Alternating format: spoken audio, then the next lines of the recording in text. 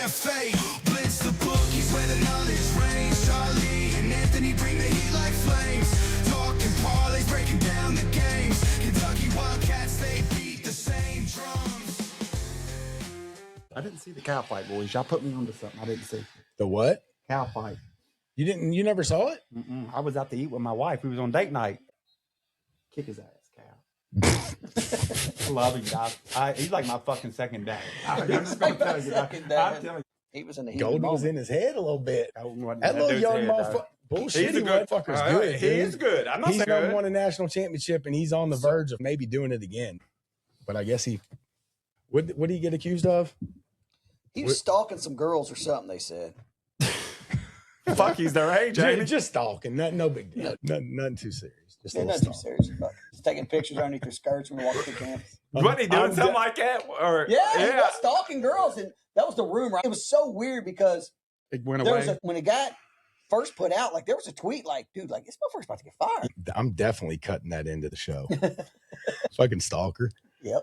I wish Cal would have knocked the motherfucker out. I would have went over and fight with Cal. If I go to SEC tournament and he starts to fight, he fights Cal at SEC tournament, I'm gonna jump on his fucking neck and choke him out. Blitz the bookie goes to jail. That's my dude, dog. That's my dude, dog. I don't even give a fuck. Oh, my shit. fucking coach. I'm gonna get Anthony the shirt, Calipari Security. That should have been in the show. Still can be. All right, guys, the Blitz is back. I'm Charlie Winkle here with Anthony Roberts and Josh Onan. You got it right. The Blitz is back. Welcome to the Blitz the Bookie podcast. It is Monday, March the 2nd. It's the last week of the regular season in college basketball. Maybe my favorite time of the year, along with Derby Week, which is also coming up here in a couple months. But March Madness is also back. We have some of the smaller conference tournaments starting this week. All the major conference tournaments will be next week. Selection Sunday, next Sunday, and then the NCAA tournament the following week. Excited to see how some of these major conference teams are going to close out their season. I'm also excited about some of these smaller conference tournaments. They're really fun to watch because most of those teams have to win their conference tournament to get in the NCAA tournament. So they're all do or die games. So I'm ready for the madness. Anthony, Josh, are y'all ready for the madness? Absolutely. Look, it's no secret if you follow Blitz the Bookie podcast, I'm a bigger college football fan than I am college basketball. But I will say I'm more locked into college basketball right now than I've been since pre-COVID. COVID kind of lost me a little bit with college basketball. My heart hadn't really been all the way back into it. I watch it. I'm a sports fan. So, I mean, I probably watch it a lot more than most, even when I'm not watching it. But here over the past month or two, I feel like I've been locked into college basketball, and I've talked to several people about it. I think the reason being is because of the elite players that are back in college basketball. I think the projected top 20 NBA drafts, 15 or 16 are star freshmen. And the star freshmen, what does that mean? Exciting basketball. So that's what I'm contributing it to. But college basketball is fun for me again. Oh, the quality is great. You got the young stars coming back up, the freshmen, but everybody talks about the NIL and the transfer portal ruining the game. I still say the quality of the product on the floor is a lot better. I love college basketball this year. It's probably the most good teams that I can remember in a while. Oh, yeah. I mean, I'm locked in, been watching a lot the last 3 Saturdays, even on Fridays, watching the Big Ten. They've had some good games on Friday nights. Like Anthony said, these young stars out there, fun to watch, tune in, watch these young freshmen play. There's one on every top 15 team. There's tons of good freshmen. So I'm glad to see that. I like the guys that are staying longer, the veteran players, but I like the mix of the good young players and these guys that are staying longer than they would have a couple years ago. And I think the overall product is great. Guys, y'all want to, I know we talked about, I think, did me and you talk about this the other night, maybe in the live? Yeah, I think we talked about it a couple times. Actually, it was a live yesterday during Sunday. Yeah. TikTok live yesterday. So we've talked about it a little bit. I haven't heard your input, Anthony. I think I might know Josh's, unless he's changed it. Might have. But Anthony, where are you at with your top 4 right now? I don't even think it's. I know you like Arizona. You've been saying that, and I think we all like Arizona. They're good. They're really good. I don't. For me, it's not even a question. I mean, I think there's 4 to me that stand out, not unless I'm just missing somebody that I can't think of. It's Arizona. And for me, there's a gap between Arizona and everybody else. I think Arizona getting Pete back I'm just so impressed when I watch them. They just look so good to me when I watch them. Of course, you got Duke and Michigan. I think that should be on a lot of people's list. But Florida, the level that Florida's playing at right now, I think deserves to be in those four. So for me, it's really cut and dry. It's Arizona, Duke, Michigan, and Florida. And not unless I'm missing somebody I can't think of, and I'll listen to you guys, those four teams stand out to me big time. Well, I actually have the same top four as you do, but Florida just moved into that top four. And I don't think the top four is as cut and dry. I think Houston is the one that I kind of bumped out to put Florida up there. And I think Houston's really good. And Michigan did just lose a key part of their team, backup point guard, really good shooter. LJ Kaysen out for the year. So we're yet to see exactly how much that's going to impact Michigan. They are in my top four. I'm with you, Anthony. Arizona is my number one. And then in no particular order, Michigan, I have Duke, and I have Florida. I'm not exactly sure how I rank those, but I do have Arizona number one. But I think Houston's really close to being in that group. And I guess some other people might say UConn. I think UConn's good. I don't think they're as good as they've been the last 4 or 5 years. You don't like Houston? You don't even think? Listen, I've been a Houston guy, and I still love watching them play. Y'all know that. Big fan of Kelvin Sampson, his style of basketball. I love it. Almost reminds me of that 40 Minutes of Hell Nola Richardson used to play at Arkansas. Love Houston. And I do think they're really good. I think they're in that next group. I know we've talked about this and debated a little bit. I don't think they're as good as what they were last year. But I do think they're a high-level team that definitely could be a Final Four team. Josh? I got 3 of the same of you guys. I love Arizona. I've been on them. Before the Duke game, I was actually Michigan, then Arizona. But after Michigan lost to Duke, again, I think it's Arizona and then the next tier. Honestly, I really like Pete. I like the way they play. They're big. They're strong. They're physical. Their guards are big. Just not really big, but they're thick. Barris, the other freshman they got, he's a stud Yes, too. he is. He might be better than Pete. I know I think he's hiring him on the draft boards. And then so I got Arizona, Duke, Michigan. My fourth one is Texas Tech. I know they lost Toppin last week, and I wanted to see what they did without him. And without him, they went out and they beat a good Iowa State team. And on the road, right? Oh, yeah. That was at Iowa State. Maybe their first home loss of the year. I'm not sure about that. I think it might have been. But maybe I'm wrong. A lot of people forgot about this because this game was a long time ago. Texas Tech beat Duke on a neutral floor, 82-81. Texas Tech's a good ball club. So I'm going to go with Texas Tech. Next man up over there. They got plenty of money on that payroll. Big for Texas Tech that they could lose Toppin and still go win at Iowa State. Iowa State's really good. So I don't have them in my top four, but hey, I respect it. What do you think about Houston? I like Houston a lot. I mean, if you have an elite point guard like they do, I think you got a shot. So you left out Florida. You left out Florida and UConn, and I bumped up Florida, Texas Tech all UConn, the way and up. Houston. Yep. So we basically just named. We had the same four. I thought Houston. I mentioned UConn, and you left out Florida. So we're basically down to 7. I know you said you think there's a big gap between the 4 and even Houston and UConn. The way Florida's playing right now, I wouldn't have said this, but I think Florida's playing so good. They're kind of jump in my elite group, and I feel really good about them in the elite group. I think there's a gap. You think how close do you think UConn and Houston are maybe to that top? They're 4? right there. You think they're right there? Oh yeah, it is close. I think there's a little drop off to UConn, but Houston, I'm still really high on Houston. Love Sampson, the way he coaches. So I think they're right there. I think UConn might be a little bit further down, and I like Texas Tech. And there might be a couple other teams that I put in a little group right there. But I think my top 4, and then maybe Houston is the 5th one. I think there's a little fall off to UConn and everybody else, really. And I might even put Texas Tech and maybe even Iowa State and a couple other teams over UConn. I think they're still a really good team. Well coached, of course, even though he's an asshole. They are well coached.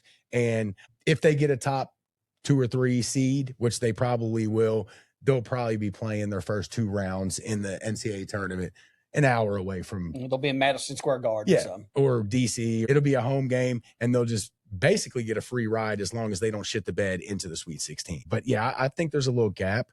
Anthony, you think the gap's a little bit bigger? Who do you like in your second tier? The typical teams everybody else does. The Houstons, the Texas Techs, and I'm sure I'm missing one that I can't think of. But there's that next little group. UConn, you probably throw in there. I think there's a handful of teams can get in that group, and I think there's even some outliers of that group, the Arkansas of the world and stuff like that. What about me and you talked about this before the show? We talked a lot about Illinois. Yeah, they're really they good. got- Illinois is really good. That's the one I missed. They're probably up there at 5 or 6 for me. I'm a little bullish on Illinois. They got that point guard Wagler, who he put up a 40-piece a few weeks ago. Yeah, he's they got good. Peja Stojakovic's son. I think he's They number got 3 on Big draft Z. boards. They used to play at Kentucky and Arkansas. And his brother. Yeah, and his They brother. got 2 of them. Yeah, You Big know, Z and Little Z. I saw a little projected bracket the other day. It had Kentucky as the 7. It had Louisville in it. It had St. John's and Duke. We were a 7 against a 10, but our 2 seed second round matchup was Illinois, and which got me digging into Illinois. They got a really strong resume. Strength of schedule was really hard. They played some good non-conference games. Illinois is good, dude. They are good. I don't know how close I put them to maybe my top 5, but they'd be maybe right outside of it. They're top 8, my top 8. Yeah, I mean, I'm looking at the top 10 right here, or the top 25. I guess Duke is actually number 1 right now over Arizona. So Duke, Arizona, Michigan, and UConn's ranked 4th. None of us have UConn in our 4. Florida's ranked 5th. Texas is 10th. Yeah. Iowa State 6, Houston 7. What do y'all think about Nebraska? I know we've seen them a couple times here. I think we've watched them while we're recording at least twice. They shoot the shit out of the ball. Is Nebraska overrated? Who's the overrated team? Yeah, Purdue. It's Purdue. Yeah, they lost 2 in a row. Like, I'm not saying they're bad. I just feel like they had such high They're weak. expectations. I'll say it. They're weak. They're not a bad ball club, but I don't think they nowhere near met expectations of what they were coming into the year. And I just don't know how people had that high expectations on them, looking at them on the basketball court. I just don't think they realize the athlete is back in college basketball. I'll tell you a team that I think's underrated, and that's St. Mary's. St. Mary's got a big win against Gonzaga, beat them pretty good. Think about this. St. Mary's was number 21 going into that game, and they beat Gonzaga, so they should jump. But keep this in mind about St. Mary's. Iowa State's best player, Joshua Jefferson, was a transfer from St. Mary's. With having, I think Joshua Jefferson like a top 6 player for player of the year in college basketball. How good would they be if they had him? Would they be a top 5 team? And I'm sure it was an NIL deal where St. Mary's just couldn't do it. But St. Mary's might have been like a top 5-ish, top 10-ish team with that guy. Maybe even higher. Who knows? St. Mary's do the same thing they do every year. They'll win a game or 2 and they'll lose in the Sweet 16 or a second round. I think they got a nice team this year. What they do every single year. I don't have any faith in St. Mary's. You can put them right in there with the Wisconsins and all those Purdue. I think they got a better team than what they usually have this year. And they don't always get the top players, but I think they do a good job with what they got. But we'll see. I think it was a big win for them this week. That should jump them up. I don't know how far that'll jump them. They're 21. Yeah. What do you think about Nebraska? I think they're good, but I think Elite Eight's the ceiling. I think they'll just come up on a really athletic team, or they'll have an off shooting night. I don't think they're a team where if they have a bad shooting night, they're going to be able to beat you. And I do think they're an elite level shooting team. I love the way their offense flows. They're a fun team to watch, able to shoot it from every spot on the court. I just don't like teams that rely on just shooting.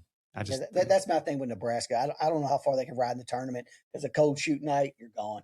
They are like that. Louisville's kind of like that.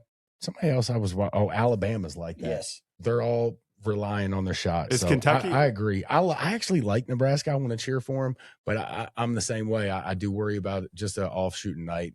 What do you think their ceiling is? I'm saying Elite Eight. Ceiling, a miracle season, Final Four. I think it'd have to be a with miracle to be Elite Eight. I think. Okay, so And I was talking about this the other night. It's so hard to predict right now because it's so much about matchups in the NCAA tournament. Right now, you're basically just saying who you like. Yeah, you're better. just guessing because they can match Nebraska up against the best perimeter defense in the country, and then they have a bad shooting night, and this team was able to upset them. Remember, I think Cinderella. I mean, this is my opinion. I think Cinderella's dead. I don't think her ass comes. She might come to the dance, but she gets her ass sent home early these days. They do. I kind of predicted that. I kind of feel proud of that prediction. As soon as NIL started getting big, I said that's going to kill Cinderella, and I think it has. Yeah, it has. Last year, all 4 number 1 seeds made it to the Final Four. And last year was the first year that there wasn't a lot of big upsets. The year before, I know you had been saying it, but there were still upsets, a bunch of them 2 and 3 years ago. Last year, they did die off. So I hope that changes. I want to see upsets in the first round. Matter of fact, I want to see upsets all the time. That's the fun. That is the fun part of the tournament. But it always evens out because you get to the Elite Eight and it narrows itself down. Usually the You better might have teams win. one St. Mary's that makes a run to the Elite Eight. Normally, you look at the rest of those Elite Eight, and it's going to probably be 8 of these top 15 teams. Yeah. But the first and second round, that's what the tournament's all about, man. It's all. And last year was, I feel like, little lackluster because there was not a bunch of upsets. I felt like the first round might have only been like 3 upsets in the whole first round. I think you might start seeing that trend going forward. Dude, last year I did a bracket. I won a bracket challenge. Decent chunk of money.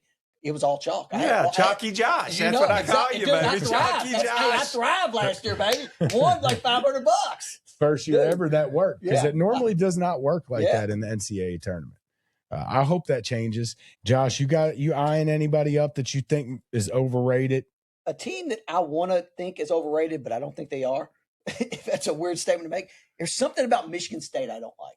I know they beat Purdue. I know they beat Kentucky. I think did they beat North Carolina? But there's just something about them that I just don't trust.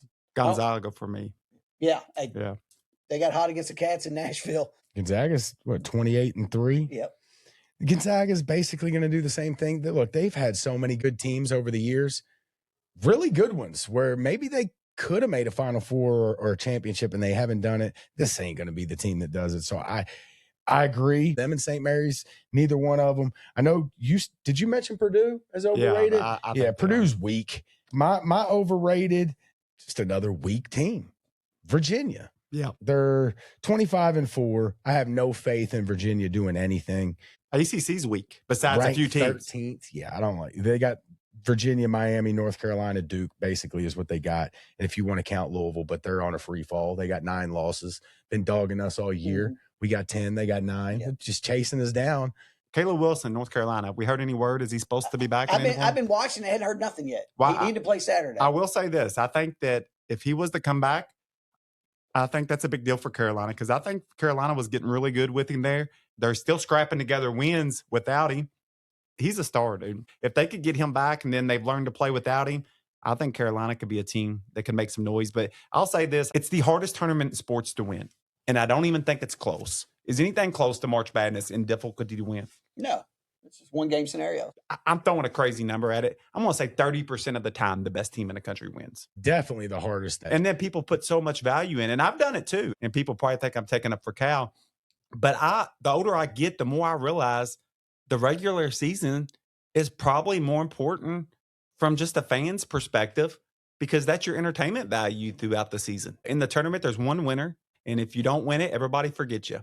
If you're really wanting to put like a grade on a team or a coach or a player, it's got to be for the season. You cannot just look at the tournament and say, well, they lost in the second round. It was a failure because it's a long season. It's a long grind and you can't just judge. And I know people do, but it's not fair to judge people off of just the tournament. Cal got plenty of criticism for not winning more titles with all the players and the talent that he got here. But, it's not easy. I've talked about it with you guys, maybe on this podcast, but there's not many active coaches in college basketball that have more than one title. Tom Izzo, I think we said, had one, and he's coached for 40 years. And that's 20 years ago, 25 years ago. Yeah, and it's been over 2 decades since he won it. And I'm pretty sure any college basketball fan would put Tom Izzo in their probably top 5 coaches right now, and probably like top 10 of all time. Mm-hmm. He's only got one. Dean Smith had 2, maybe 3, but he coached for 45 years. Yeah. So you're basically averaging one every 10, 12. It's not easy. Well, think about it like this. Say you have 10 really good teams in your history, or how many ever teams you got for you as a coach to go into the tournament where they're really good teams. Most people don't have that luxury, but we're talking about the top coaches. We say it's a tournament of luck. Not luck, but there's a big luck factor.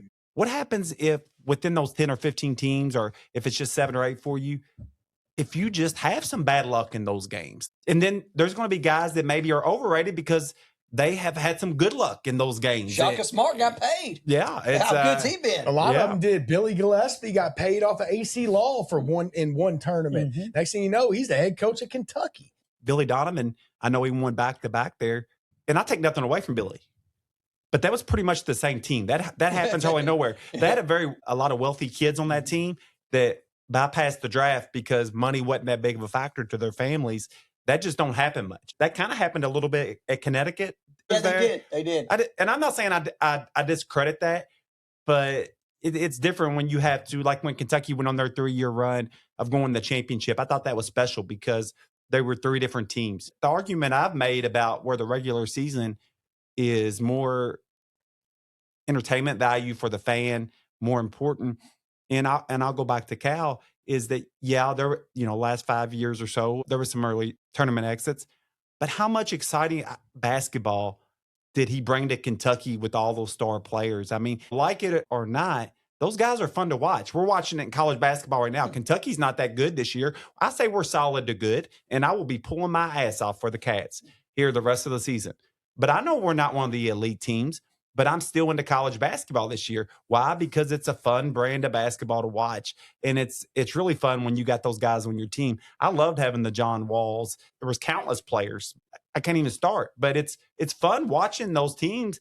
And I almost feel like sometimes as fans, I'm sure Duke fans deal with this too, you almost can get spoiled by having those and not appreciating the moment. Looks like I haven't clicked on any of these headlines, but Caleb Wilson, positive update from Hubert Davis 1 day ago. Those are just headlines, so I don't know exactly what that means. Yeah, but, that's all I keep saying. Just like, and it was a hand fracture. Yeah. Caleb Wilson, though, he's probably in that same world where, not saying he is, not saying he's not. I'm really not making an opinion on this. I want people to know I try to stay away from that because I just don't think you can guess or judge. We're dealing with the issue right now with Quayton's. I don't think you can guess or judge. I think it could be either way. But we do know some kids are probably doing it, and then some kids aren't doing it. So I'm not going to guess. I'm not going to judge. But with his draft stock being so high, will he come back? Will he think about that? And I think he'll be back. I think with being a hand, it's not a knee or a ligament. There's no reason for rush him either. I don't even think that game this weekend matters. It might hurt him maybe in a little bit of seeding, but I think North Carolina's in a decent spot for a halfway decent seed. But just say you're Caleb Wilson and you like where your draft stock is. He might have somebody in his ear, his agent telling him, if you don't come back, you're a guaranteed top 7 pick. And we could say that about every absolutely. single player, Absolutely. every single Absolutely. situation. So you're not going to give an opinion, but you want to say it. Give us your opinion. You think he's I don't. think he's No, it's not. I know, but I'm saying It'd be a total guess. It would be a total guess. It would. It's a total guess. So I do think some of it's going on in college basketball, but I cannot go individual by individual. I can't. That would be totally cheating them. To me, when you do that, that's a serious accusation. But do I think some of it's going on? Yeah. It's just a tough situation to try to analyze. It's not one that I want to touch, really, because I don't want to be a classless piece of crap that says somebody's not injured when they are. I'll tell y'all something real quick. NC State is horrible. Good. They're terrible. The whole ACC's terrible. Terrible. That's how Virginia. That's how Virginia has such a good record in that conference. They were winning this game in the first half by like 5 points or something. They're down by like 30 now. I mean, they just drive into the paint and throw something up. I mean, they had like 4 possessions in a row. They were just horrible. I think Duke's really good. They are good. Duke's good. Yeah, Duke's good. I do not think they're quite as good as what some people say. I believe Duke's got the number 1 adjusted defense in the country, and they're a top 5 offense in the country. They do a really good job on both ends of the court. Duke's tough, dude. Oh, they're real good. They're good. When I say they're not, when I think they can maybe a pinch overrated, I mean within the terms of how everybody believes they are. They're still my top 4, and I'd probably put them at 2 or 3. Mm-hmm. So I'm not saying they're not good, but I think they're. Damn, you see that? Damn, a tiger got his ass. Dude, that is the wildest scratch I've ever seen. That should be a flagrant 5. That does look like he got mauled by a fucking tiger. The Bearcats, the NC State Bearcats, baby. Somebody has to zoom in on the fingernails. The wolf pack. It's the wolf pack, not the Bearcats. Right. The wolf pack. The wolf got his ass. Yeah. Hey, are they playing Teen Wolf? The NC State Wolf pack. Like Teen Wolf. If you can't beat them, scratch the hell out of them. God, dang. Seriously. They are the wolf pack. What's the chances that somebody's going to find them fingernails and zoom in on them? God bless, son. Is that the worst scratch y'all have ever seen on somebody? Yes. Damn. That's assault. You got to cut your fingernails, dog. He's got certified weapons on his hands, whoever that is. It's the wolf pack, baby. Gosh. That is wild. Guys, we're talking about Duke and NC State. If y'all haven't seen it, if you didn't see it by now, this game is way over. It's Monday. Look it up. Boozer's right arm is wild. If he's got a girlfriend and she's not watching the game, Dude. she's definitely thinking he got some ass after the game. That's a hell of a cut, Dude, that does not even look like a scratch. It looks like. Did it come from someone's hand? I had to. Dad's even looking at it. Dad's they're like, looking what the at hell? it. And I'm assuming it just happened because they're looking at it. They'll find it. Somebody needs to find them fingernails. I couldn't do that to you if I tried. I would dig my fingers at an angle, and I still couldn't do it because I bite my fingernails. Those were right on the edge of being classified as a cut or something. Yeah, for real, because that was crazy. All right, real quick, let's Miami of Ohio. I know we talked about them a little bit the last couple episodes. Hot topic. I think I even said last week that they had a game coming up against like 11 and Toledo 17 team. It was like Eastern And Michigan. I'm pretty sure I mentioned it on the episode last week that they were playing a terrible team. They play a lot of them. And they were down 5 with about 3 minutes left, I think. I texted y'all. They come back and won. Would they win by 2? Yeah, it was close. Right at the end. Yep. But I'm going to go on the record right now. Just put them out right now. They undefeated team. Undefeated. That team was 11 and 16 or something. And it takes them every bit of the game to squeak out a 2-point win. Forget about the seed. Get them out. No way. Make them learn a lesson. Schedule. A team like Miami should be forced to, and in college basketball, you play a lot more non-conference games. You're not telling me that you can't schedule 2 to 3. They should require those teams to at least schedule, I don't know, put a number on it. 3 teams from major conferences. At least if they had 3 wins against, I don't care if it's Wake Forest, Minnesota, I don't care who it is. The 3 worst major 4 conference teams, but they got to have some of those games. Get them out right now. I don't even want to see them. I want them in, and I want them to get blown out. That's what's going to happen. I want them in. Give them Kentucky. I want them in. I want them Kentucky right now, first round. I want them in, and I love to see them go to the second weekend. I think it'd be cool for college basketball. We don't have Cinderella, but maybe this is the ugly bitch from down the road, and she shows up and she scams her way all the way into the second weekend. They definitely scam their way with that schedule. He doesn't want Cinderella. He wants an evil stepsister. Son, you know how them ugly girls does. I don't like the fact that they just didn't play anybody, and then now they should be blowing. If they're really good, they should be blowing these 11 and 16 teams out of the water. They're still undefeated and rolling through the end of the season. I hope they get beat. They got a target on their back now. So, hey, the question. So you say no. What do you say if they go undefeated and don't win their conference tournament at large or not at large? I think they should still get an at large. You're talking about undefeated, but they lose in their conference tournament? Yeah, that's a question. Out. Get them out. I say they're out right now.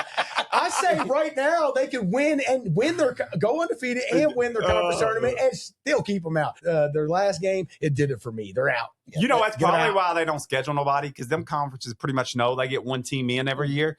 But they probably didn't fathom that they could go undefeated. I'd rather see Sam Houston State or somebody, one of these teams. Give me one of these teams who's the purple team that's made a run the last few years? They had there's two. Weber State, Northern Iowa. Northern Iowa. There you go. Give me Northern Iowa. Northern Iowa's always good. Does Miami of Ohio have Wally Zerbiak? I was going to tell you, you keep running your mouth about Miami, Ohio, and Big Ben's going to come whoop that ass. Does Big Ben play? Big Ben is our age, dude. If they got Wally or Big Ben on the team, let him in the tournament. If not, they're out. Son, if Wally was in the game, they'd be a Final Four team. Wally was a beast. Wally was nasty. Yeah, he was. Man, that was my guess who guy. Well, I'm just joking. Yeah. I got a game coming up. We're going to play Guess Who. One quick note. I will forever be indebted to Miami, Ohio, because they whooped Louisville's ass when Big Ben was there, and I loved every second of it. Big Ben Did we play them when they had Wally? Yeah, in the tournament. Ran into him in the tournament one year. He almost single-handedly beat a good team of ours. I think it was a Tubby team. All right, so what about 2 guys that we're familiar with, 2 former coaches from Kentucky, Pitino and Cal, both big-time losses in the same week. Don't talk about my daddy. It is your daddy. It is. John Kelly daddy. 30-something point losses by both of them? UConn beat St. John's 72-40. And at one point, I think St. John's had missed, I think the stat was right, they had missed like 23 or 24 shots in a row in that game. I mean, Pitino had to be pulling his damn hair out. And then Arkansas lost to Florida. Gets ran. 111-77. And Neither game was as close as that score. Both of those coaches are veterans. I've seen Pitino do it before, seen Cal do it before. They lost on purpose. They did it on purpose? Yes, I've seen it. Sandbagging. Yeah. Right. They know what they got to do to get their team ready for 40? March. By 40. Took They scored 40 points, dude. That's crazy. I'm pretty sure both of them either tied or broke the records for both personal coaches as the worst loss or tying the worst loss. Something to that effect. Something I thought was crazy. I mean, for a Calipari is a good defensive coach, for him to give up 111 points. It might tell you how good Florida is. Florida's rolling everybody right now. Florida's legit too. Makes me feel good that we went on the road and played them as tough as we did there, which I thought we played pretty tough. And with Georgia playing good, I'm pretty excited about that. There's another asshole coach right there, boy, Will Wade. He's something else. LSU might want to take him back. Getting ready for March. That's what's different about basketball and football. You can take a loss and get ready. I'd made this argument to you guys, and I'll just say it for the podcast, and they definitely got their butts whooped, both of them did, and they were bad losses. But in basketball, I feel like that can happen. But both teams were really playing good basketball going into the tournament. Like, I feel good about both those teams. St. John's went on a 10-game winning streak after we beat them. Mm-hmm. They've been winning lately, too. I still like both of those teams. I'm not sure how big of a run that St. John's can make in the tournament. I'm not huge on St. John's. I think they're decent, and I like Pitino, but it just seems like they're like one player away or something. It's like they're missing something. Yeah, they're missing that guy, guy that they had last year. What happened to him? Didn't he want to come? Lou. Sweet Lou or something. Yeah. Sweet Lou. What was his name? He was one of the best players in the country. He was good. Want to good. come back or something? I feel like he wanted to come back, and maybe him and Pitino had a riff or something. I might be wrong about that. Sweet Lou. That's who they're missing. Yeah. But yeah, I agree with you. I don't think St. John's has got the playmakers to really make the big time run, but I've said it before. And it stuck out to me when we were playing Arkansas, when Kentucky was. Arkansas has got another just typical Cal roster, just loaded with talent. I really like a lot of their players, and I do think they could make a decent run. So St. John's, maybe not so much on the big, deep run in the tournament, but Arkansas, I think they're a team to watch out for. Yeah, I agree on that, both those takes. I think for Arkansas to make a deep run, this is for any team. I don't think you want your star player having to score 1 million points. I don't think it's good for your team when that happens. I don't know why, but I just feel like when star players usually go off, it's not a good thing. To me, it needs to be a team thing for you to win at a high level. I'm not saying your star player can't have a really good night, but when your star players get 40-something points, I just don't feel like that's always a great thing to deal with. I do feel like St. John's maybe can make a little run. As much as I hate Pitino, and I do hate him, and I will continue to say I hate him, I will always respect him as a good coach. I know he's a good coach. I don't think he's a good recruiter because he just don't like playing freshmen. And, word on the street got out. But I do think the guy... Because he's not allowed to get hookers anymore. That's right. That's right. He got caught. Before that, they was all coming. Boy. That's right. But I do think he flat out can coach and develop talent and coach talent. And I respect that. Where I don't like Pitino is on a personal level. So... Well, get personal with it. No, I don't want to do that. So speaking of Cal and the ass whooping, Golden got in his head a little bit, and they had a little spouting match there on the sideline. Golden throws a player in front of him, and Cal's doing like the fake hold me back. I love it. Golden kind of threw his assistant in front of him too, the bigger guy. Yeah. He kind of threw him in front. If you watch it, and then he kind of pushed him out of the way. It was like, come in. No, get back out of here. I want to look like a tough guy. But neither one of them wanted any. And that was coaching. Both, in my opinion, I think coaches do it a lot. Them were two great basketball minds.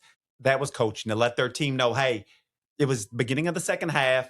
Cal was probably told his guys at halftime, we're getting our butts kicked.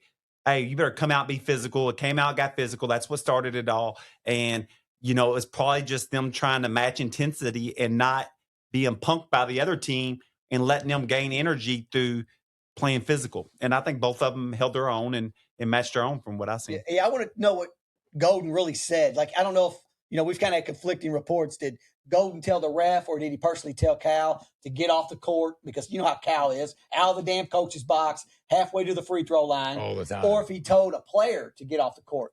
And the next thing you know, Calipari's acting like he's ripping his jacket off. He's like, what the F did he say? What the F did he say? I couldn't read Golden's lips. Oh, yeah. But You know, I didn't see what he said Calipari was either. getting loose, dude. He was ready. Well, I tell you, that was probably his halftime speech. Like, we're getting punked. You know how Cal is. You know, he's a fighter.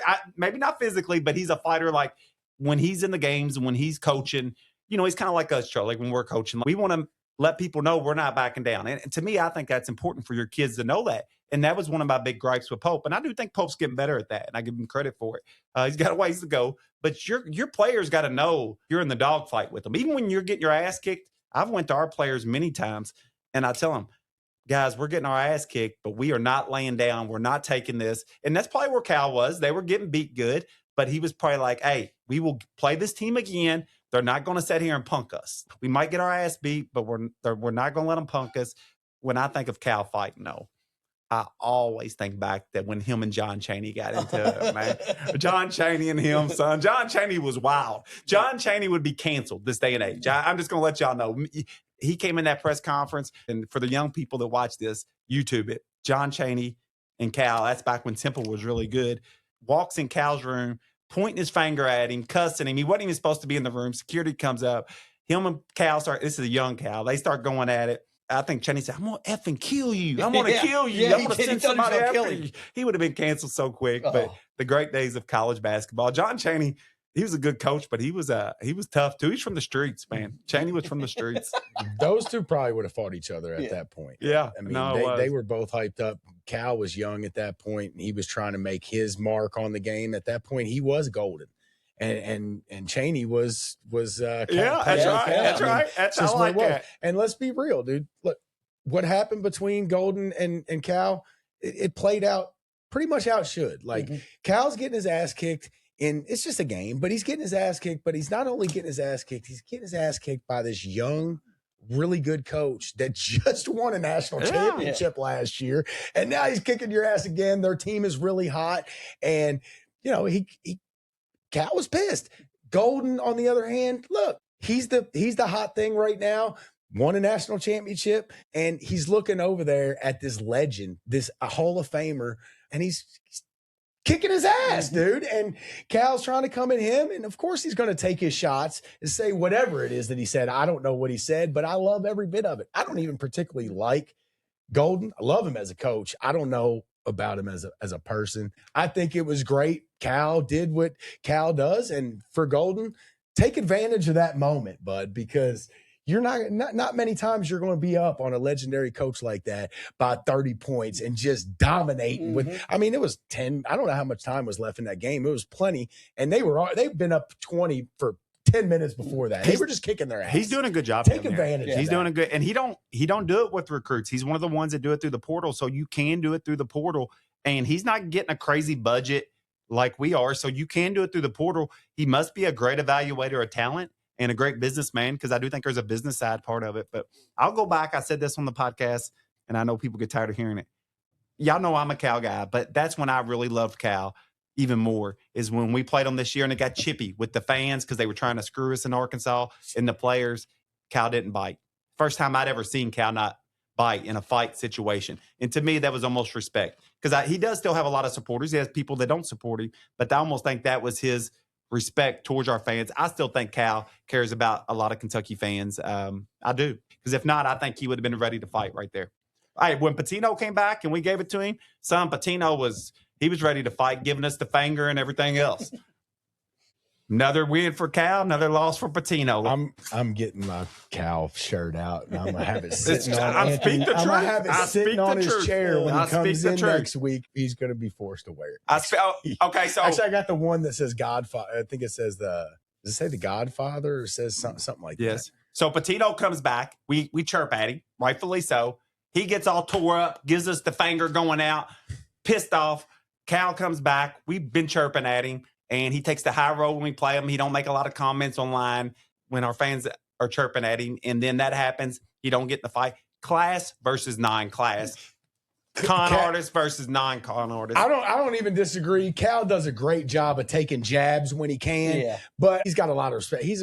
Cal is a good person, and really I do think deep down he's not going to really do anything to disrespect Mark Pope or Kentucky. He cares about the program. Yeah, dude. but let's not act like he won't take some jabs when he. I don't think he's took many of them at Kentucky. I think he took one jab. I've been paying attention. He took one jab at Kentucky, and I was surprised when I seen it because he had took the high road on a lot of things.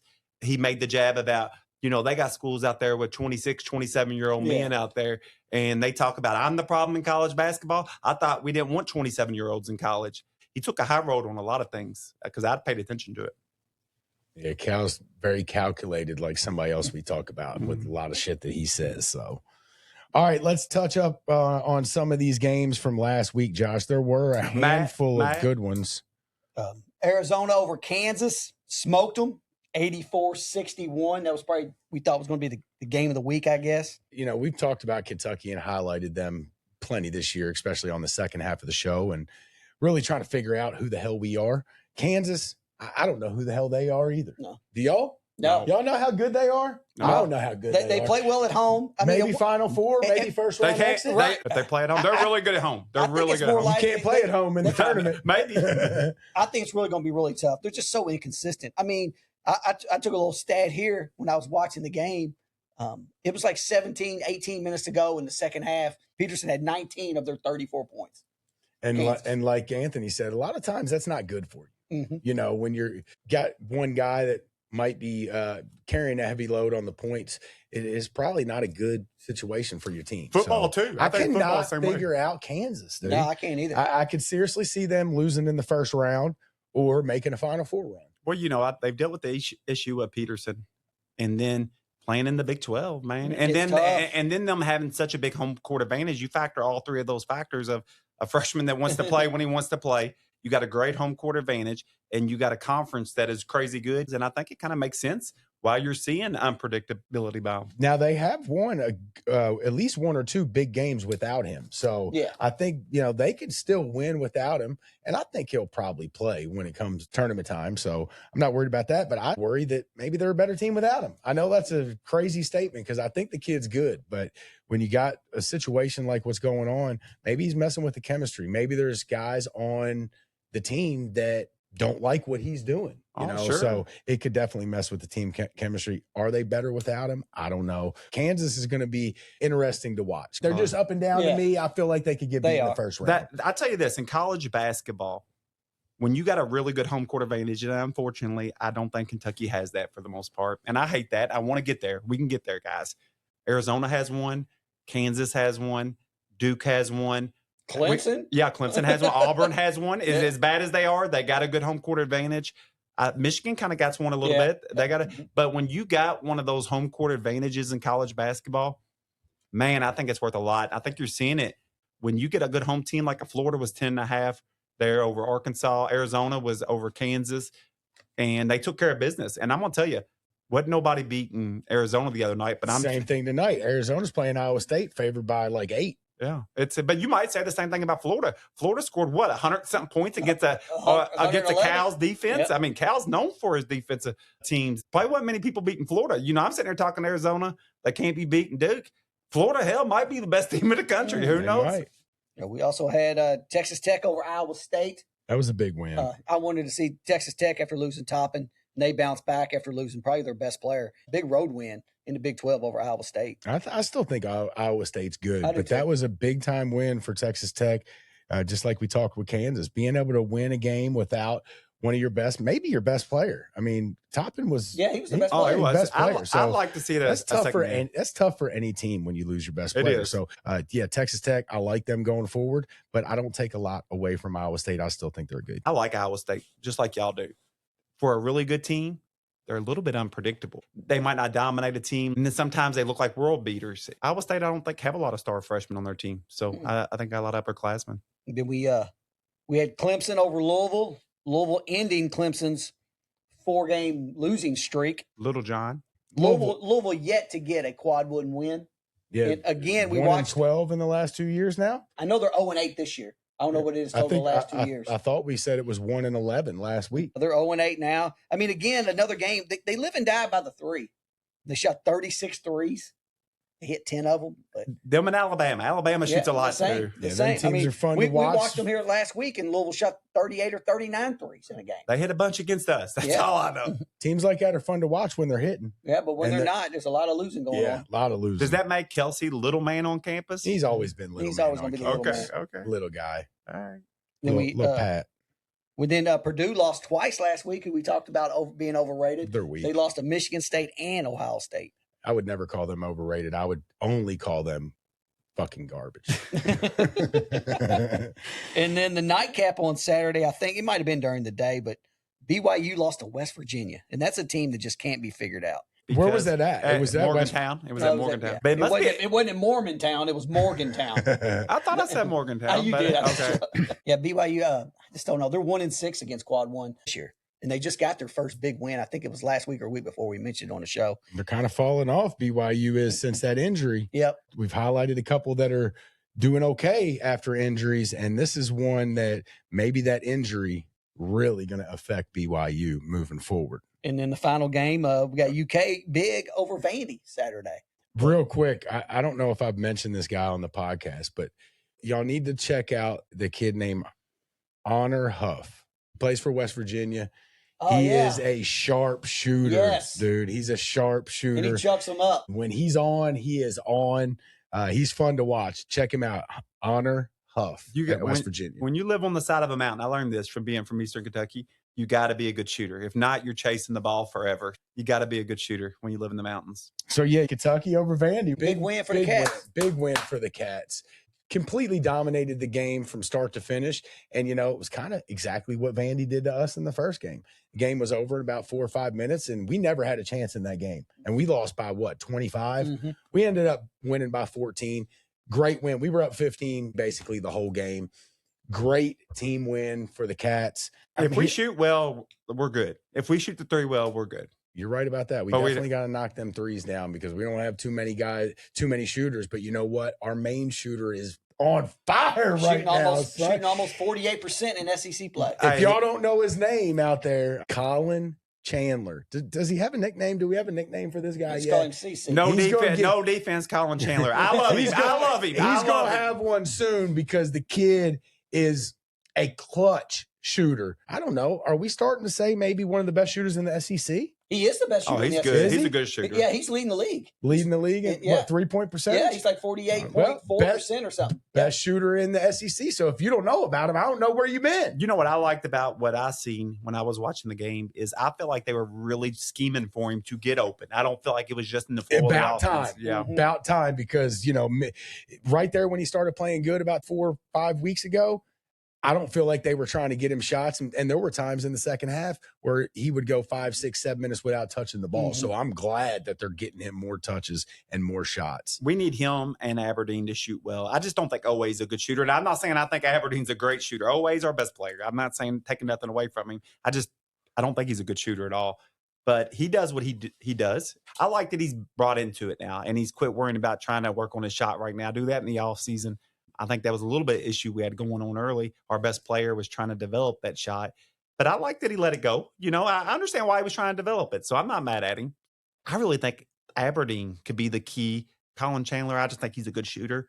But Aberdeen's the guy I think that can go either way with his shot. He can be hitting pretty good, but then there's days where I don't think he's a great shooter. What do y'all feel like about Aberdeen as a shooter?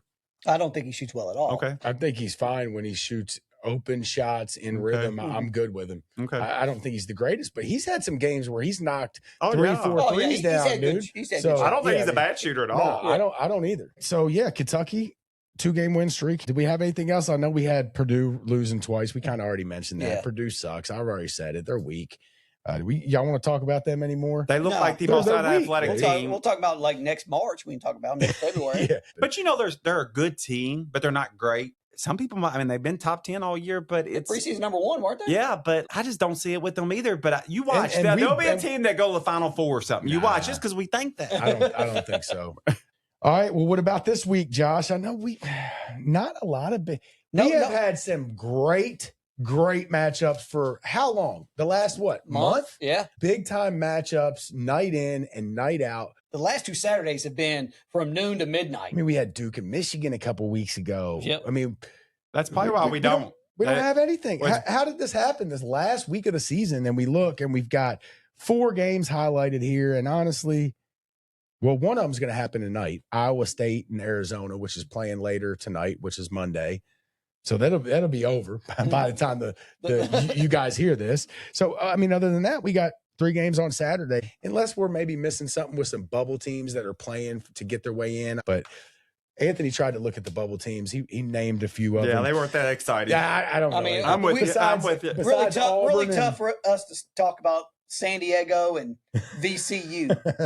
haven't seen them on my TV lately. I think Auburn's on the bubble. Yeah. And I'm going to go ahead and just make a prediction that Auburn does not make the tournament. They're a team that San needs Diego to There was State, one other team I felt like, but yeah, I mean, Virginia the- Tech. Cal's the first team out. Seton Hall's the 4th one out. Seton Hall, that was the other one Yeah. that I know a little bit about. They played UConn tough, and I think they played maybe St. John's or they played a couple tough games. I think Seton Hall is actually decent. Give me Seton Hall to make it, and Auburn is out. That's all I got on bubble teams. Yeah. Yeah, it's not very much fun to look at. I'm going to tell you, I'll make. Let's expand the tournament to fucking 80-something. Look, I try my best. We got to get them in. When I'm doing this podcast, I try my very best not to look at this. I think the viewers that think that, hey, Anthony thinks if he looks at his notepad that Yes. y'all are going to think he's a dumbass. Well, listen, I had to look at I think you're a dumbass if you don't look at a notepad, Anthony. Everybody looks at a notepad or an iPad or a laptop. There ain't nothing wrong with that. Only You person can't know everything. I know, but I'm Shit. just saying, I had to look at it for those because the teams are freaking so bad. No shit. just raw dogs a And, podcast. hey, make sure you comment and tell him how bad he looked for picking that notebook up. Doesn't he look like a dumbass like me and Josh? I hold mine over here. I just got a little bit of an outline though, but yeah, I mean, look, you can't know everything. Somebody's got to write down the game so we know what we're talking about. So yeah, this week not too many good games. Duke did. They just beat won by NC State by 30. They won by 30 something. We got Iowa State and Iowa State and Arizona coming up here in a little bit. That should be a good game. Iowa State's going to be looking for a little bit of a bounce back after getting beat at home to Texas Tech, and Arizona's hot right now. You know, they dropped 2 in a row, 2 weeks ago, Yep. and they've bounced back strong from that. I like Arizona a lot. I'll make a prediction on Texas Tech. That was a good win for them to win without Toppin, but I'm gonna predict that's going to be a big issue for them. I think it will, I think too. they got that. I almost feel like they had one game in them to get their minds right. Maybe the other team was overlooking them, but I think that's going to be a big issue and make where I think Texas Tech, could have been a Final Four team. I'm going to say no now. I think it will end up affecting them in the long run, but it's a good win for them. Yeah. It's a good sign for, especially as a coach or a fan, to know. I'm sure Texas Tech, a lot of their fans might have thought, shit, season's over. Or maybe not season's over, but our chances of maybe a Final Four is over. And to go in and get that win, they might be thinking, hey, I know Kentucky fans would if we lost, one of our top players, which we have over the last 2 years. But, if we went to Florida or Arkansas like we did and got a big win without OA, we'd be thinking, damn, that was pretty impressive. This place right here is a wild place to Dude, play, it is, dude. they're I'm on telling you, I they're watch on their top of games, you, dude. dude. I love Arizona, dude. They're on Arizona's top of rocking. you, man. It's like Dude, being at a high school gym. Dude, I love it. I like their program. I always have. Yeah, I have too. I I liked have Lute too. Olson when he was there, Sean Miller. I didn't like him with Bibby and Simon. I had to get past that. I mean, I didn't like them because they beat us, but they were fun to watch. Yeah. They had Thunder and Lightning. If Lightning would have been there, they wouldn't have had a chance, boys. That might have been.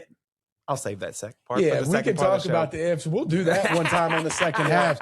The ifs of Kentucky basketball, Yeah. because you talk about that. We can, I don't want to give them away, Yeah, but no, there's, Jody Meeks comes back. I mean, 2010, we go undefeated with John Wall and them with Jody Meeks, but we'll do that. We'll definitely talk about that sometimes because there's a lot of ifs in Kentucky I'm going to say basketball. this. If you give me one team out of all Kentucky's teams, Pitino's, all the ones in my lifetime, like everybody else, I love the 96 team. I'm still sticking. And I get that. I respect it. And there's a lot of people, a lot of smart basketball people would argue the 38-0 team.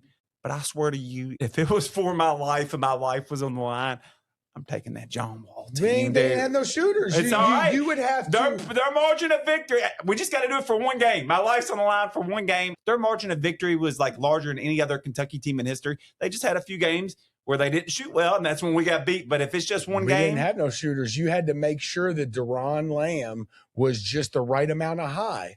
No, Darnell Dotson. Dotson. That's right. I'm sorry. It was Dotson. You had to make sure he smoked enough weed, but not too much weed, to make sure he was in that little window of being able to knock down shots. And one of the two happened before the West Virginia game. Either he didn't smoke or he smoked way too much because he couldn't shoot. Nobody else could shoot. I love that team. But like we've talked about Louisville and Alabama tonight being really, shooting teams that you can't rely.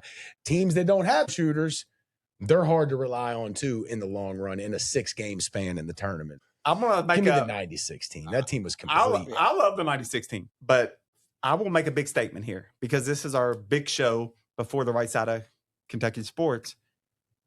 I'm going to make a bold statement. I hope I ain't forget nobody because I hate to make statements and forget about people, but the most exciting team in college basketball history. It was up there. They were freaking awesome, dude. That John Wall team, yes. Yeah, not in history. I do. As much as I want to say it. Which one's better? Which one's more exciting? The Fab Five. UNLV. I think that maybe UNLV. I would say the Fab Five over them. I think the 5-5 was cool, but I almost think what's happened afterwards, where that was the first freshman team, they built that up to not bigger than what it was. They were a fun team. They were awesome. They were fun, but we didn't respect it back then because we kind of battled them. I think we played them one year in the tournament. Didn't have Weber. No, we didn't have Weber. They beat us. And don't get me wrong. It was the year after Weber left. Don't get me wrong. I think they would be a top 5 most explosive team to watch. But so I'm arguing at the very top of that group.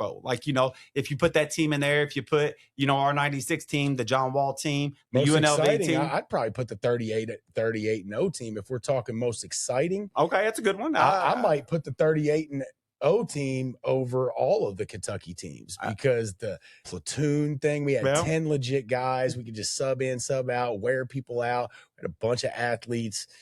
So it's hard. I mean, I'm not trying to downplay, dude. Cousins and Wall and them. That year was fucking awesome, dude. They do have the largest margin of victory of, I think, any Kentucky team ever. Dude, they beat the shit out of people. I remember we were so bad the year. Was it bigger than the 96? 96 beat people by I think it was the largest in the tournament. I think Kentucky 96 might have the largest ever. I don't know if it still is. I think UConn might have beat it. Did they? Yeah, I think UConn beat it. Over 20 points or something. Yeah. They destroyed people in the tournament. I know John Wall was a human highlight reel, son.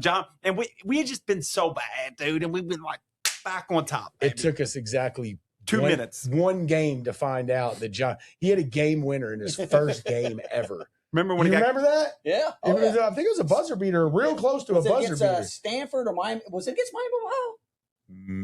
Maybe. I think it was Miami of Ohio, wasn't it? I think it was Miami of Ohio. Right. We're gonna play Miami of Ohio in the tournament. They're gonna beat us, ain't they? No. You're gonna buzzer beater. Oh shit, Josh. you spoke it into existence. No.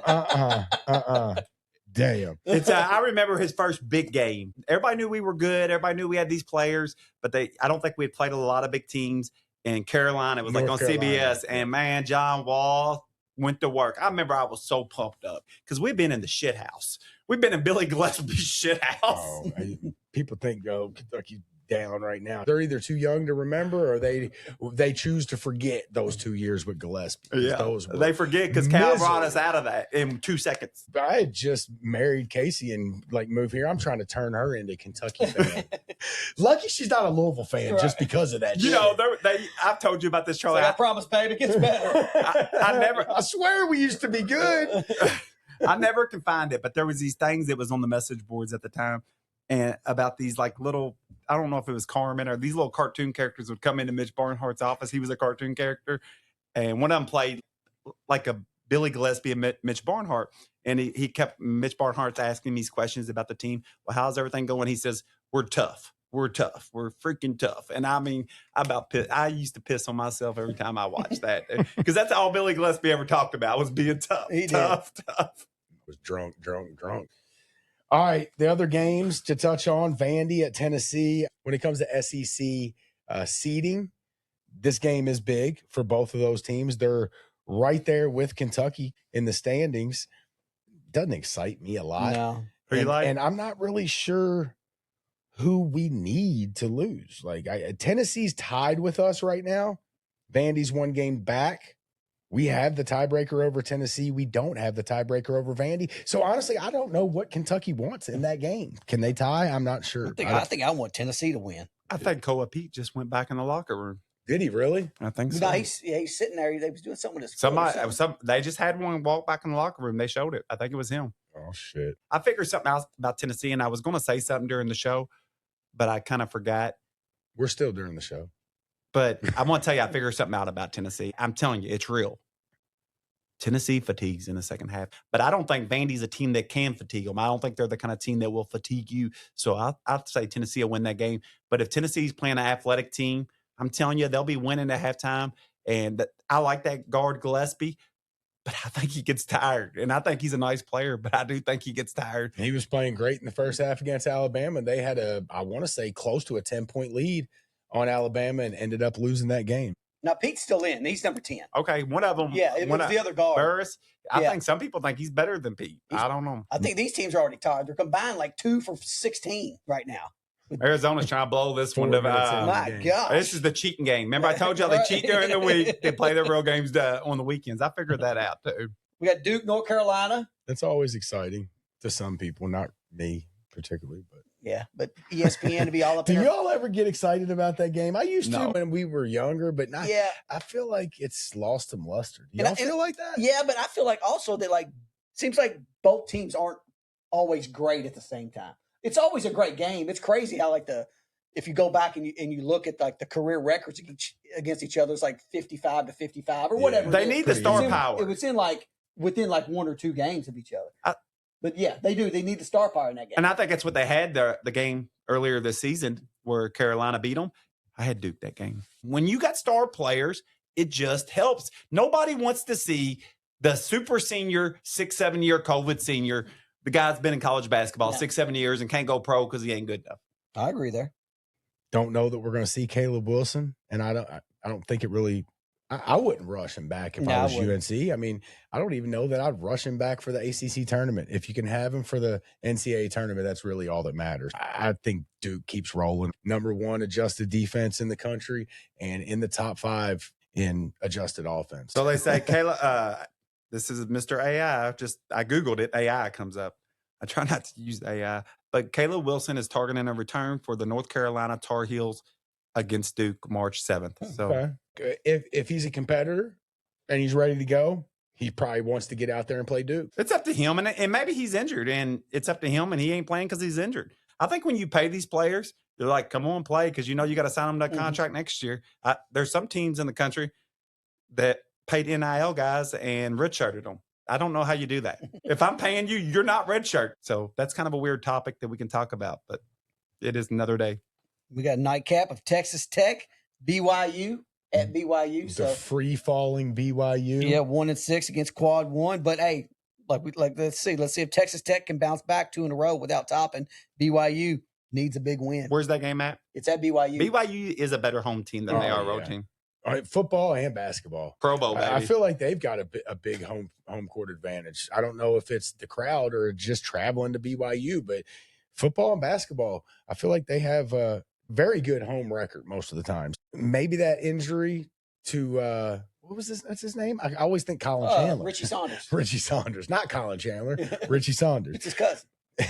I think that might have been a bigger loss than maybe some people thought it was going to be, and we'll see. But I might pick BYU to bounce back here. I'm gonna say they get a win to close out the regular season, and they beat Texas Tech. I kind of like what Anthony said about losing Toppin. I think it was big for them to win, and I think they're still going to be a solid team. But in the long run, I think it's going to hurt them. But I got BYU getting a big win here going into the conference tournament. There you go. I'll take my Texas Tech Red Raiders. You love Texas Tech football, basketball. I'm all in. They got him on the payroll. I'm a donor. Oh, you're a donor? Yeah. All my money from my TikTok, I send to Texas Tech. Anthony donates to Wikipedia. Josh donates to Texas Tech. Yep. And then I guess we can talk Louisville's at Miami to close out their season. Who cares? Right. I know. I really do. Just bringing it up for the 6 or 7 U of L fans that listen. I do think the ACC's bad outside of a few teams. Miami's, they're one of the better teams in the ACC, but I don't really have any faith in them. But I'll say Louisville gets the upset there. They've been kind of up and down like us, a little roller coaster ride, kind of like Kentucky. And They just went down, and I think they'll find a way to come back up, but it will crash back down at the end for Louisville. Yeah, promise. I'll take Louisville tomorrow too. I'll take them as well, but I won't be like Charlie. And yeah, we talked about that. We just keep that between me and Charlie right now. What's that? You know, you I don't know what he's we talking. can't say it. I don't know. No. You can say whatever you want on Yeah, this. We can Charlie, say- the Cardinals. Oh no, you can't say that. We got to cut that Okay. out. Yeah. And then we'll save this pick for the next part of the show. But we got Kentucky in a big game against Florida if we can beat Texas A&M tomorrow. Kentucky against Florida. I've had a good feeling about that game Me too, Charlie. It's gonna ever be a tough since we one. got beat by them a couple weeks ago. But I really do, and I still got a good feeling about it. I think. Look, we need to talk about tomorrow. We've got a big game tomorrow at Texas A&M that we need to get. But yeah, that game against Florida, senior night at home, OA and Aberdeen, the two seniors. I think Kentucky gets the win. You know the good thing about this year's team? There's some good guys on this year's team. I think Aberdeen is a really good guy. Moreno's a super good guy when you read about him. I don't know much about OA, but I do. I guess I'm highlighting really two, but I think Aberdeen and Moreno are both like really like good dudes. Does that win you games? It can help when you're freaking mediocre. I mean, like, how do you want to be? You want to be mediocre to good and have a bunch of punks on your team? Like, at least you can root for somebody that's a good guy. We've had some I punks. guess. We've had some punks. I don't like having the punk teams. Like, Oh. we thought there was issues going on with the team earlier in the year, but look, It's a big family now. Anthony has confirmed team of nice guys. Dude, I'm telling you, Aberdeen's about the nicest guy. When you listen to him and like do interviews and just how he talks, the nicest dude. And Moreno, I read the whole little bio on that dude. His dad was actually he came from Colombia. He worked on a sugarcane farm, but he come here to play for like a college. He played soccer his whole life. Late developer, his dad was, and came here and he fell in love with his English tutor. But he was like a semi-pro player. But then he got an older brother who kind of like helps him out with his It's game. Michael, isn't it? Yep. Yeah. Yep. Yeah. He played at EKU. They're a great family. They're really good people. I hope that wins us some games the rest of the way. I promise you, hey, Malachi Moreno, that dude has star power written all over him. He's got it. Like, he ain't there yet. But, dude, that kid can be so much better with the tools and the body he has. He's a big dude. Yeah, he's a legit 7-footer. He's a good passer and a hell of a rebounder. And got some offensive moves. He's got to work on a couple things with it. But I think definitely there are things to work on he can fix. And I think Only he's still thing he's babying. lacking is confidence. That's Yeah. it. He needs confidence. We got any other games, Josh? Or that's it? I mean, That's Texas Tech and BYU is That's like it. the nightcap. Yeah. It's probably at like midnight or Yeah, something on 10:30. Saturday. It'd That's be your it. last regular season game. Yeah, when we get back here next week, guys, we will be eyeing up all of the big conference tournaments. The smaller ones start tomorrow. I think there's a play-in game for like the Sun Belt or something tonight. So if you're well, it'll be too late. It'll be over. I got my game to play before we close it out. All right, Josh has got a trivia question for us here. All right, I'm going to give you this game is called the Blitz the Bookie Guess Who. All right, All y'all right. may get this quick. I feel like I started off kind of easy. I didn't go real obscure with this. I'm going to give y'all some hints. I'm not going to give away the university because I think you can do this without the university. Okay, 2008. So rewind the clock a little bit. Think about where you were in life. Charlie was probably up in Baltimore. I was getting married that year and moving here. There we go. In 08. All right. So First- Gillespie's years. Okay. First yeah, year. I First round. This team was a 10 seed. We didn't make the tournament these years, Josh. I didn't probably watch because we were out. Well, you can still get this. I'm confident you guys can get this. They were a 10 seed. This guy had a first round score of 40 points versus Gonzaga. And what seed were they? They were a 10. Steph Curry? Jimmer Fredette. He scored 30. Well, wait till I get through all my questions. I'll let y'all Okay, guess. sorry. All right. In the next round, he scored 30 points against Georgetown, coming from 17 points down. Then they beat Wisconsin, and then they lost to Kansas in the Elite Eight. Is it Seth Curry? Charlie, you got a guess? What was the first round matchup? Gonzaga? They beat Gonzaga. Gonzaga was the 7. They were the 10. This guy also broke the record for most three-pointers made in the NCAA tournament. I mean, was it Jimmer? Anthony got it. It was Steph Curry. I get a prize or what, Yeah, dog? I get a prize? same You got me thing. like I a was chocolate thinking he bar? was a little bit before 08. He was 08, and he played in he actually played again in 09, but didn't have as good as run. But he had 23 3-pointers in 4 games. I don't know why. I guess the thought 10 Curry seed did was it. like a The couple 10 years seed before did that. it for me. Yeah, The 10 yeah. seed did it for me. I would have got it at the Georgetown. When was Jimmer? He Was was that later. even close? Now, Jimmer was a little later. He was probably 2010, 2011. I'm guessing. Wasn't I'm guessing. too far off. You know, when you said Gonzaga, that really marked off somebody. I was thinking, who's the flip boy here? Adam Morrison. Yeah, what year was he? I don't even know what year he was. 06, 07, maybe even before Dude, that. I see. I'm bad when it comes to that. The next Larry Bird, they said he was Yeah. horrible in the NBA. Yeah. He was good in college. He was was. really good He in was. college. He was Really really good in good. college. I watched the end of that game that he lost where he was crying at half court. I mean, they were up like 5 with like 40 seconds to go. They had that freaking game, and then they just gave it away. He took a bad 3 on the wing and missed it. He took a lot of good shots. Yeah, too. he was nice, dude. He was fun to watch. That's part of the game. I hate when people try, and I'm not, you didn't do that, John. I hate when, like, you get fan. You should have, dude, you wouldn't have been there without it. You want your players taking shots, dude. Yeah, Oh, I sometimes agree. you take a bad shot. And Sosa took a bad one against UK and hit it. Or guard, yeah. I like the trivia. At least one of us got it. I got to brush up You were on close. That my was a good year- guess. on my That years. was a good guess. Jimmer, I saw a little. He popped in my head. I probably wouldn't even have thought of him, but I seen a little TikTok or something of him. First time I've seen him in long time. Like his girlfriend or something posted some video of him shooting a couple shots, and he still got it. Yeah. he still got it. Would you hate it for I some? said, "Damn, that's Jimmer. I ain't even seen him in a long time, but he's out there. He's out there banging threes. Not his wife. His wife probably a 10. I didn't see her, but that's not the 3 I was talking about. He was banging. All right, guys, we'll be back next week. Conference tournament. We'll be in the middle of the madness. The madness is just about to start, but next week we're going to be right in the middle of it. Selection Sunday, a week and a half away. Keep an eye out for Blitz the Bookie on TikTok, Facebook, YouTube, Instagram, Twitter. Guys, we appreciate you as always. Tell somebody about us. We'll catch you next week. Blitz the Bookie. See ya. Did y'all hear Shia LaBeouf talking about Mike Piazza? Yeah. You saw it? Yeah. No, I didn't. What happened? You didn't see it? No. Hold up. Listen to this. The I take a beginning. bunch of pictures like Here it is. like I'm a golden retriever or a governor or something like that because I like what it does for people's lives. I remember trying to get Mike Piazza's autograph, motherfucker. You know what I mean? For my whole life, Mike Piazza. Were you waiting outside the fence? Every day, this guy, bro. So, Don't even sound like we used to him. go to Listen, Dodger listen, games. he Big sound Brother's like- program listen to used to him. give these tickets out. You go fucking Dodger game. Me and all of them dudes would be sitting in the parking lot. Brent Butler always signed. Hideo Nomo always signed. Mike Piazza. Just a cold heart. Mike Piazza, you're a bitch, bro. This motherfucker's, How many he's times off the do you chain. think he He just got locked up like a week or two ago Yeah, for beating the yeah, fuck he- out of somebody. he- Look at his face, though, when he says that, when he calls him a bitch. Watch his face. Just a cold heart. Piazza, you're a bitch, bro. Watch him. Watch him. Dude, he's got some pent up. Like, he would fight Mike Piazza. We need a celebrity match between Mike Piazza and fucking Shia LaBeouf. Yeah, Shia He LaBeouf is sour, but he said, because of that, I will never turn down a picture. I guess some guys try to live everyday lives, like Yeah. normal lives, want to do normal stuff with normal people. Derby week down at 4th Street, I saw Cuba Gooding Jr.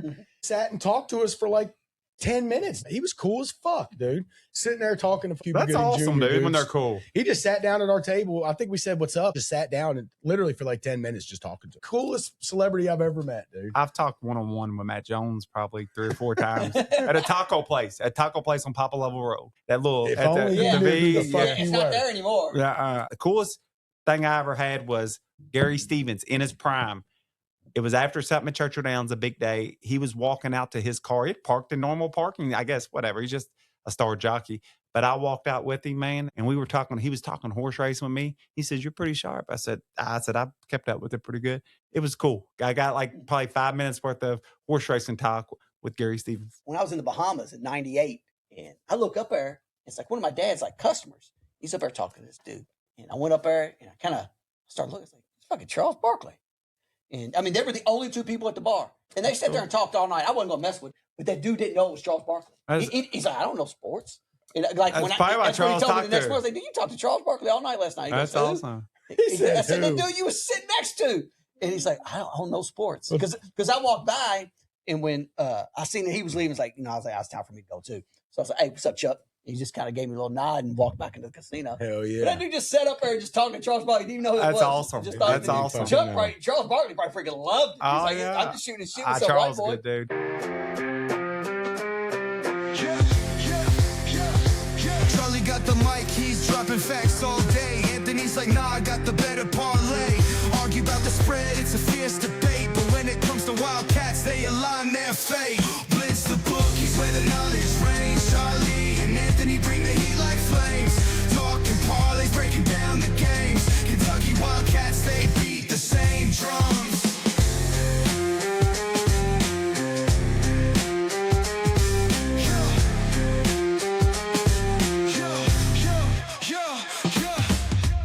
Late nights, hustle deals on the line. Charlie stats, he's gonna make you shine. Anthony's heart where the numbers combine. Put your cash down, ride the incline. Blitz the bookies where the knowledge reigns. Charlie and Anthony bring the heat like flames. Talking parlays, breaking down the games. Kentucky Wildcats, they beat the same drums. From the tip off to the final play, they grind. Mike's on fire, bets on their minds. Arguing odds till the last rewind. Blue and white, it's a bond you'll find. The bookies where the knowledge reigns. Charlie and Anthony bring the heat like flames. Talking parlays, breaking down the games. Kentucky Wildcats, they beat the same drums.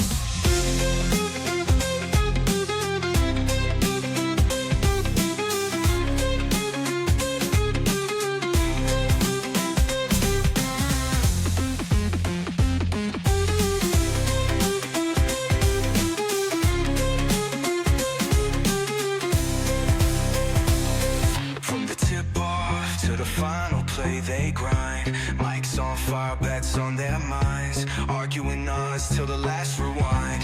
Blue and white, it's a bond you'll find.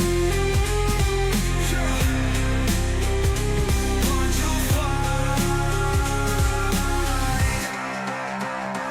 Blitz the bookies where the knowledge reigns. Charlie and Anthony bring the heat like flames. Talking parlays, breaking down the games. Kentucky Wildcats, they beat the same drum.